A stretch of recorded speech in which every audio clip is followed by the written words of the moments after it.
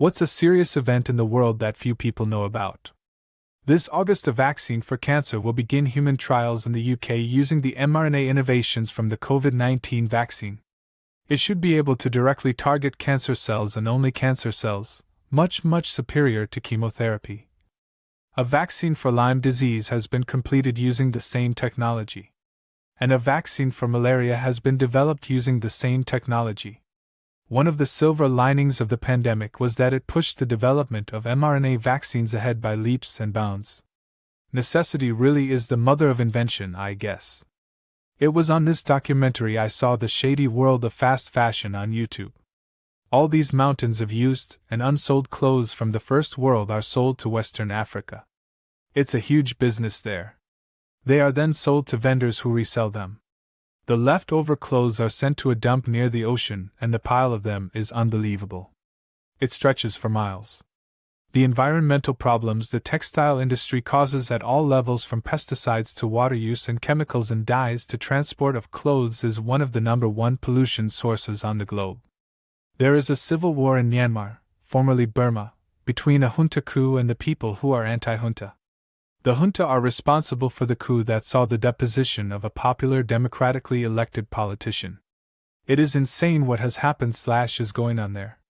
The whole military junta in control for decades, followed by voluntary democratic reform, with the cooperation of a woman who was jailed for 15 years and is a Nobel Peace Prize winner, only to be followed by the most recent coup. I remember watching that fitness instructor video on YouTube where the military vehicles rolled down the street in the background when the coup started. But the real tragedy is the campaign of ethnic cleansing / genocide being carried out on the Rohingya people, a Muslim minority ethnic group. Even the now deposed Nobel Peace Prize winner has now been accused of ignoring / being complicit with the genocide. The amount of people who don't know what the 7 Years' War was is pretty surprising. While it was mostly between England and France in the 1750s, it was basically World War II, being fought by several nationals on a global stage.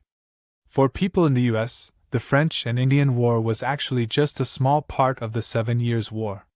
This was fought in Europe, the Americas, Asia, and Africa. It led into revolutions in the Americas and Europe and was a precursor to the Napoleonic Wars. The 30 Years' War and the wars of religion in general were devastating, both by the wartime death toll and the civilian casualties through atrocities, famine, and disease. Halifax Explosion, also called Halifax Explosion of 1917 or the Great Halifax Explosion, devastating explosion on December 6, 1917, that occurred when a munitions ship blew up in the harbor of Halifax, Nova Scotia, Canada. Nearly 2,000 people died and some 9,000 were injured in the disaster, which flattened more than 1 square mile, 2.5 square kilometers, of the city of Halifax. Shortly before 9 a.m., many people were blinded by the shattering glass everywhere. To this day, Nova Scotia sends a Christmas tree to the city of Boston in thanks for the aid provided after the explosion. It was the largest human-made explosion at the time. It was only surpassed with the invention of the atomic bomb.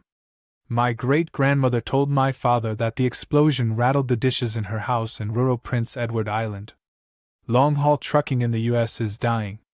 No one wants to do it because it pays poorly, and no one wants to get into it because the pay is really bad, and depending which company you try to go through, the benefits are also awful. I knew 2 guys that tried to become truckers. One gave up because he said 50% of truckers are drunk or on drugs and he didn't want to be involved when it comes out.